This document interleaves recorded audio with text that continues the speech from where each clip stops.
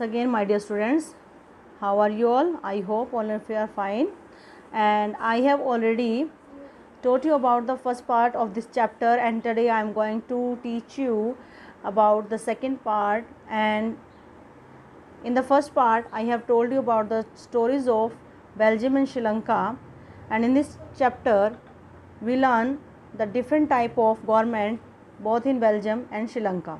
In Sri Lanka we observe that there was a majoritarianism government, and in Belgium they use the accommodation. Okay, then what do we learn from these two stories of Belgium and Sri Lanka? Both are democracies. Yes, I have told you before that both the countries adopted democracies मतलब लोकतंत्र उन्होंने दोनों ने अपनाया था. Okay, yet they dealt with the question of power sharing differently, but उन्होंने अपना तरीका अलग किया. पावर शेयरिंग का जो तरीका था उन्होंने अलग अलग किया. देखो, जैसे मैंने बताया था कि बेल्जियम ने क्या किया, दोनों को इक्वलिटी दी, बट श्रीलंका ने क्या किया, श्रीलंका ने सिन्हाला को ज़्यादा प्रेफरेंस दे दी. In Belgium the leaders have realize that the unity of the country is possible only by respecting the feelings and interest of different communities and regions. Such a realization resulted in mutually accepted the arrangement for sharing power. अब क्या हुआ, Belgium ने क्या ये realise किया वहाँ के नेताओं ने कि यूनिटी ऑफ गवर्नमेंट जो है वो पॉसिबल है. अगर हमें यूनिटी करनी है, कंट्री जो है उसको एक बनाकर रखना है, एकता बनाए रखनी है, तो हमें क्या करना पड़ेगा, हमें दूसरों की फीलिंग्स की भी रिस्पेक्ट करनी पड़ेगी.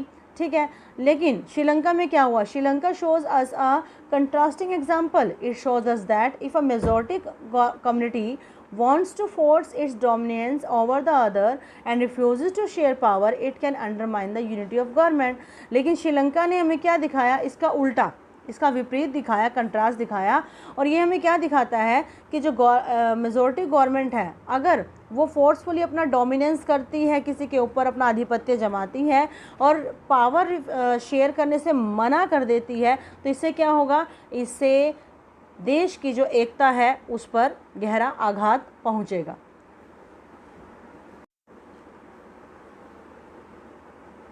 तो इन दोनों से हमें क्या पता चला कि जो अगर हमें यूनिटी बनाए रखनी है तो हमें जो बेल्जियम वाला तरीका है वो अपनाना चाहिए, इनके पावर शेयर करनी ज़रूरी है. अब इन दोनों को ही हम इस स्टोरीज़ के साथ आगे बढ़ते हैं कि why power sharing is desirable, कि पावर शेयरिंग क्यों ज़रूरी है. ये इंपॉर्टेंट टॉपिक है. ऐसा क्यों है कि लोग चाहते हैं कि पावर डिवाइडेड हो.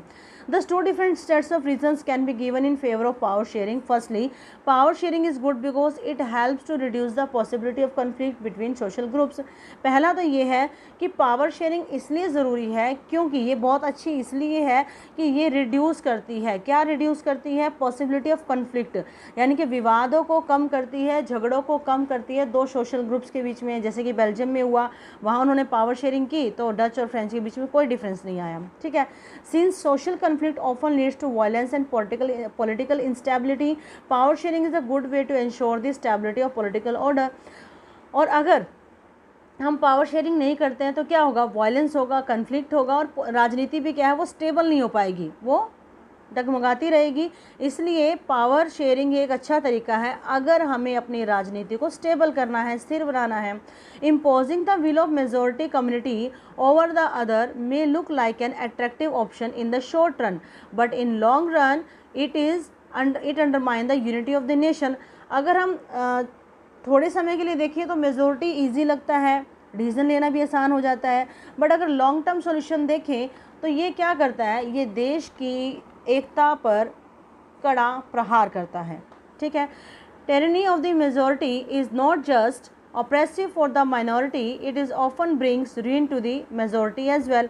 और जो भी तरीका या जो भी व्यवहार वो माइनॉरिटीज़ के साथ करते हैं वो ना केवल माइनॉरिटीज़ पे इफेक्ट डालेगा बल्कि मेजॉरिटी को भी करेगा. देखो श्रीलंका में हुआ, अब उन्होंने जो डिसीजन लिए कब तक माइनॉरिटी सहन करेंगे, और उसके कारण सिविल वार हुआ, तो सिविल वार क्या फिर माइनॉरिटी पर इफेक्ट डाला, नहीं, मेजॉरिटी पर भी इफेक्ट हुआ.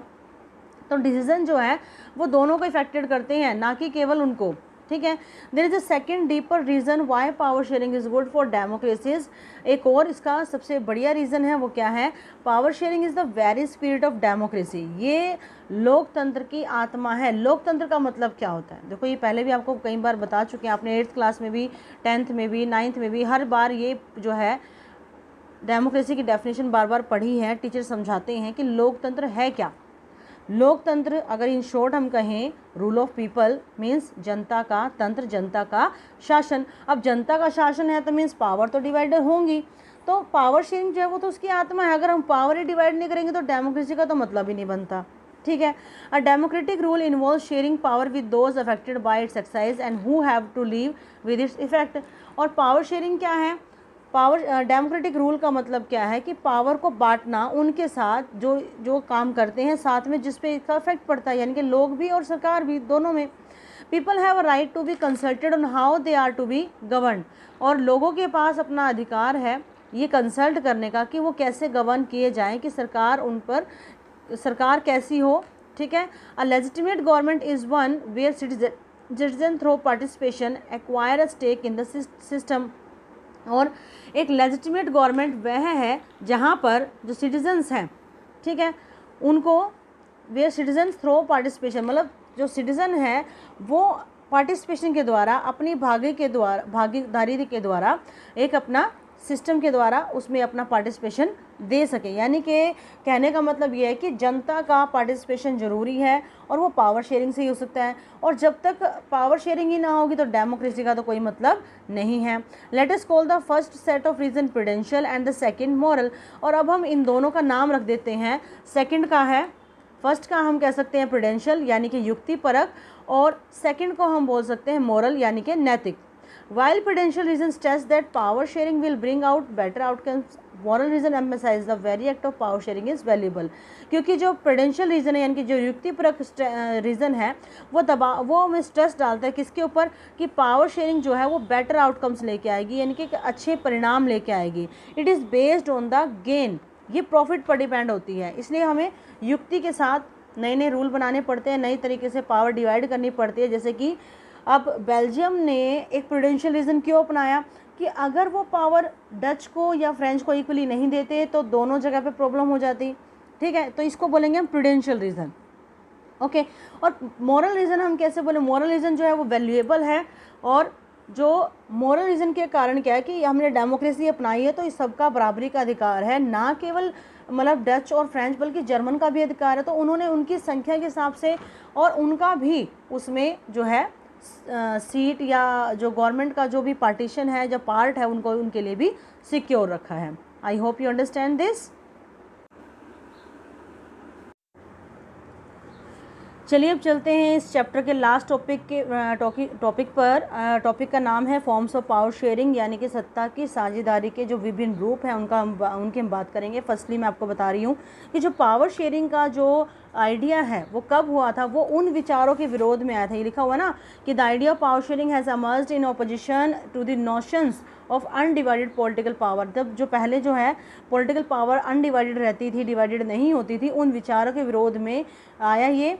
For a long time, it was believed that all power of a government must reside in one person or group of person located at one place। एक लंबे समय के लिए ये माना गया कि भाई जो गवर्नमेंट है वो एक ही हाथ में होनी चाहिए या कुछ लोगों के हाथ में ही होनी चाहिए। It was felt that if the power is to decide is dispersed, it would not be possible to take quick decision or to enforce them। अब उनका मानना ये था कि अगर हम पावर को डिवाइड नहीं करेंगे, पावर को डिवाइड कर देते हैं, डिस्पर्स कर देते हैं, बिखेर देते हैं, तो डिसीजन लेना, क्विक डिसीजन लेना पॉसिबल नहीं होगा, ना ही हम उसको ईजिली लागू कर सकते हैं। But these notions have changed, लेकिन ये विचार जो है वो धीरे धीरे बदलते गए with the emergence of the democracy. जैसे ही लोकतंत्र का विचार आया तब से ये विचार बदल गए। One basic principle of democracy is that, सबसे इसका जो बेसिक प्रिंसिपल है, जो सिद्धांत है डेमोक्रेसी का, वो यह है कि people are source of all political power. देखो मैंने अभी पहले ही बताया था कि लोकतंत्र क्या है, जनता का तंत्र है। तो जो इसका बेसिक प्रिंसिपल है वो यही है कि भाई पॉलिटिकल पावर का मेन सोर्स क्या है, वो पीपल ही है। In a democracy people rule themselves through institution of self government. In a good democracy government due respect is given to diverse groups and views that exist in a society. Everyone has a voice in the shaping of public policy, therefore it is follows that in a democracy political, तो इसमें क्या बता रखा है, political power should be distributed among us as many citizens as possible। लोकतंत्र के according क्या है कि पावर जो है वो जनता को बांटी होनी चाहिए, सभी को हक है डेमोक्रेसी में आकर, डेमोक्रेसी की वजह से सभी के पास ये पावर आ जाती है कि हम सरकार चला सकते हैं और हम भी इसमें पार्ट ले सकते हैं। हर पर्सन को, हर व्यक्ति को ये अधिकार है, ठीक है। In a modern democracy power sharing arrangement can take many forms. और आज की आधुनिक जो लोकतंत्र है, ये क्वेश्चन आपका 5 मार्क्स का आता है, बहुत इंपॉर्टेंट है, तो ध्यान से सुने कि मॉडर्न डेमोक्रेसी के अंदर जो पावर शेयरिंग की अरेंजमेंट है वो कई रूपों में हो सकती है, ठीक है। Let us look at some of the most common arrangement that we have और विल कम अक्रॉस।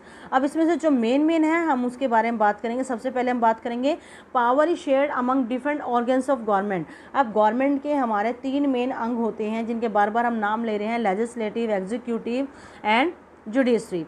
तो इनमें जो है पावर जो है वो बटी होती है, आप मेन हेड नहीं सकते हो। Power sharing among different organs of government, ये गवर्नमेंट के मेन अंग हैं तीनों, such as the legislator, executive and judiciary. Let us call this horizontal distribution of power sharing because it all allows different organs of government placed at same level to exercise different power. अब इसको हम horizontal बोलते हैं, horizontal line जैसे होती है। horizontal क्यों बोलते हैं? क्योंकि ये तीनों का क्या है, सेम लेवल होता है, कोई भी अप डाउन नहीं होता है, तीनों की बराबर पावर होती है, तीनों एक दूसरे पर they can keep I on each other, ठीक है। दोनों मतलब एक दूसरे को देख सकते हैं, चेक कर सकते हैं, पावर अनलिमिटेड नहीं है तीनों में से किसी एक की भी।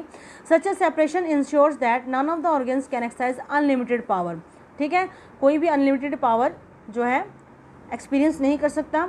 Each organ checks the other, वो एक दूसरे को क्या करते हैं, चेक भी कर सकते हैं। This result in a balance of power among various institution. इससे क्या है, पावर का जो बैलेंस है वो बना रहता है। Last year we studied that in a democracy even though minister and government officials exercise power they are responsible to the parliament और स्टेट असेंबली।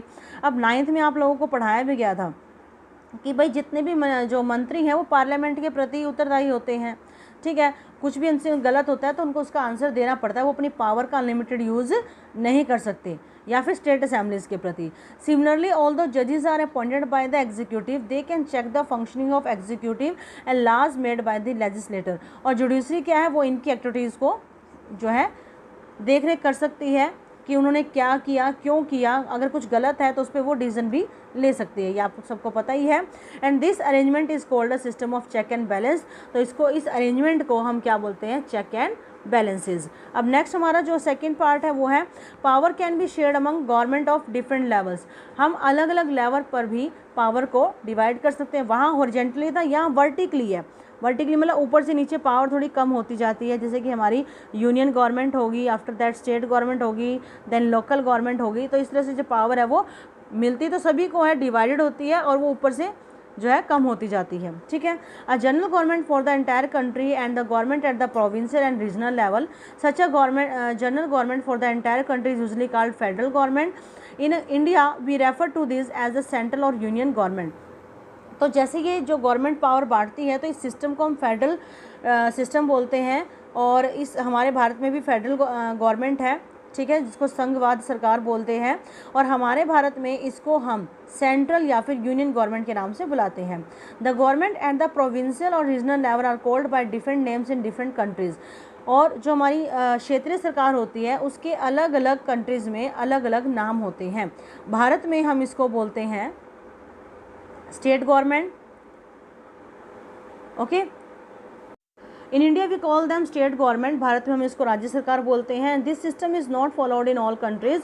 और ज़रूरी नहीं है कि सभी देशों ने इस सिस्टम को फॉलो किया हो। There are many countries where there are no provincial और state government, but in those countries like ours where there are different levels of government the constitution clearly lays down the powers of different levels of government. ज़रूरी नहीं है कि हर देश ने यही system अपनाया हो। देखो, क्योंकि भारत जो है बहुत बड़ा देश है, तो भारत जैसे जो देश हैं उन्होंने ये सिस्टम अपनाया है। कुछ पावर यूनियन गवर्नमेंट के पावर है और कुछ जो पावर्स पास है और कुछ पावर जो है उन्होंने स्टेट गवर्नमेंट को दी है। ऐसे ही फिर 1992 में एक एक्ट आया, वो हम आगे डिस्कस करेंगे नेक्स्ट चैप्टर में, कि फिर लोकल गवर्नमेंट आई, ठीक है। भारत एक बहुत बड़ा देश है तो यूनियन गवर्नमेंट अकेली सारा कुछ नहीं कर सकती, तो उन्होंने अपनी अलग अलग जो राज्यों को अपनी पावर बांट दी। सेम उन्हीं राज्यों ने लोकल गवर्नमेंट को पावर डिवाइड कर दी। नेक्स्ट है this is what they did in Belgium, और यही बेल्जियम ने किया, but was refuge in Sri Lanka, लेकिन श्रीलंका ने ऐसा काम नहीं किया। This is called federal division of power, and the same principle can be extended to the levels of government lower than the state government, such as municipality and panchayat. Let us call division of power involving higher and lower levels of government vertical division of power. और इसी तरह से इसको, इस system को हम बोल देंगे फेडरल गवर्नमेंट, और इसी सिद्धांत के साथ जो ये पावर है फिर वो नीचे वाले लेवल तक जाती है। मैं आपको बता चुकी हूँ, स्टेट से म्यूनसिपैलिटी और पंचायत तक जाती है, और हम इस सिस्टम को वर्टिकल डिवीजन भी बोल सकते हैं। We shall study these at some length in next chapter. Okay, तो थर्ड जो हमारा पावर शेयरिंग का है वो है पावर में ऑल्सो भी shared among different social group such as religious and linguistic group. Power जो है, जैसे बेल्जियम ने कम्युनिटी गवर्नमेंट बनाई थी, तो भारत के अंदर भी जो ये पावर है वो एक धर्म के आधार पर और भाषा के आधार पर अलग अलग जो ग्रुप बने हैं, तो उनके आधार पर उनको भी कुछ पावर्स दी गई हैं, बट वो उनकी भी एक लिमिटेशन होती है, मैं बता चुकी हूँ। Community government in Belgium is a good example of this arrangement. In some countries there are constitutional and legal arrangement where by socially weaker section and women are represented in the legislature and administration. Last year we studied in the system of reserve constituency in assemblies and the parliament of our country, and this type of arrangement is mean to give space in the government and administration to diverse social group who otherwise would feel alienated from the government, and this method is used to give minority community a fair share in power. In unit second we shall look at the various type of accommodating social diversity. इस पूरे paragraph में बताया गया, देखो एक धर्म के आधार पर सोशल ग्रुप होते हैं, कुछ जो ग्रुप्स होते हैं वो वीकर सेक्शंस के लिए होते हैं, जैसे कि वुमेंस के लिए, SC BC वालों के लिए जो होते हैं वो है, क्योंकि उन्होंने पहले क्या ऑब्जर्व किया, इससे जब भी, तो ये मॉडर्न डेमोक्रेसी अलग है, जब हमारा शुरुआती भारत था तो उनको लगा कि भाई हम तो अलाइनेटेड हैं, हमें तो बिल्कुल अलग थलग गिरा दिया, हमारे बारे में तो कोई सोचता ही नहीं है। पुराने भारत की बात मैं कर रही हूँ, बट मॉडर्न इंडिया में तो ऐसा कोई डिफरेंस है ही नहीं। तो ऐसे वीकर सेक्शन के लिए इन्होंने क्या करा, पावर मांगी और उनको पावर दी भी गई, उनका एक प्रॉपर सोशल ग्रुप बनाया गया जो इन्हीं के लिए काम करता है। ठीक है, लास्ट हमारा है power sharing arrangement can also be in the way of political parties, pressure groups and movements control और इन्फ्लुएंस दोज इन पावर। अब पावर जो है, कुछ पावर हम राजनीतिक पार्टियों को भी देते हैं, कुछ हमारे प्रेशर्स ग्रुप होते हैं जिनको दबाव समूह बोलते हैं, और कुछ आंदोलनकारी जो मतलब कंट्रोल करते हैं। ठीक है, जैसे कि अभी आप हाल ही में देख रहे हो किसान आंदोलन है, तो ये लोग क्यों बैठे हैं, इनको हमने पावर दी गई है क्योंकि ये जो है मूवमेंट्स करते हैं, तो उन लोगों के पास पावर है कि शांतिपूर्ण तरीके से वो आंदोलन कर सकते हैं अगर वो सरकार के किसी कार्यविधि से संतुष्ट नहीं है। ऐसे ही कुछ दबाव समूह होते हैं, और सेम एज पॉलिटिकल पार्टीज होती हैं। आप ऑब्जर्व भी करते होंगे न्यूज़ के अंदर कि पॉलिटिकल अपोजिशन पार्टी होती है, जैसे कांग्रेस पार्टी है, वो बीजेपी के बारे में बहुत कुछ कह देती है, या बीजेपी वाले कांग्रेस के बारे में बहुत कुछ कह देते हैं। तो ये भी पावर हमने दी हुई है, हमारे कॉन्स्टिट्यूशन ने दी हुई है। In a democracy the citizen must have freedom और choose among various contenders for power.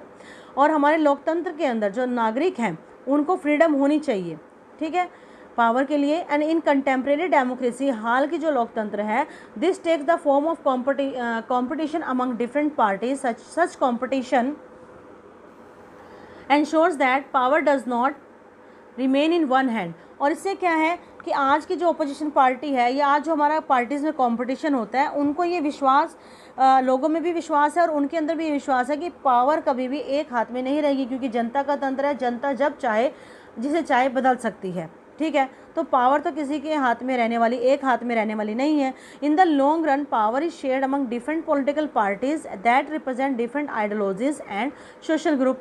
एक लॉन्ग टर्म में देखें तो पावर जो है वो अलग अलग पॉलिटिकल पार्टीज़ में बटी होती है, और जो अपनी अलग अलग आइडियोलॉजीज और सोशल ग्रुप्स लेके आते हैं।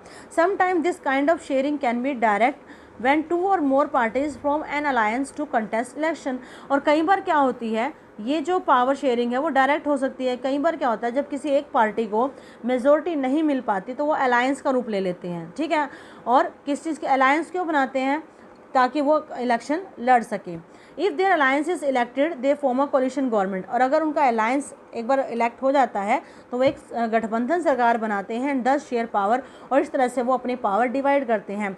फॉर एग्जांपल, मान लो वोटिंग होती है, वोटिंग में बीजेपी को 50% मिल जाते हैं, और 50 में से 20% कांग्रेस को मिल गए और 20% दूसरी सरकार को मिल गए हैं, दूसरी पार्टीज़ को मिल जाते हैं।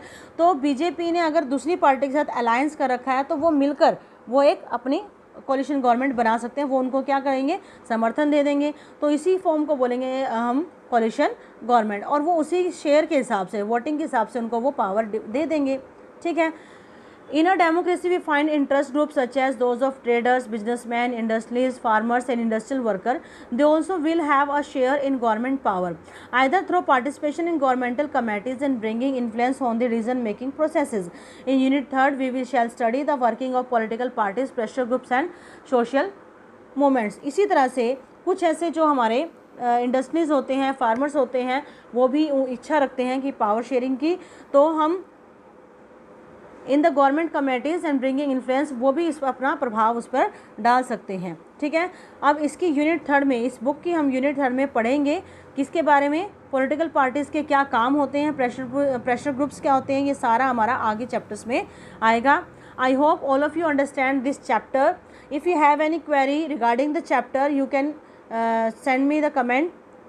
Okay, thank you, have a nice day.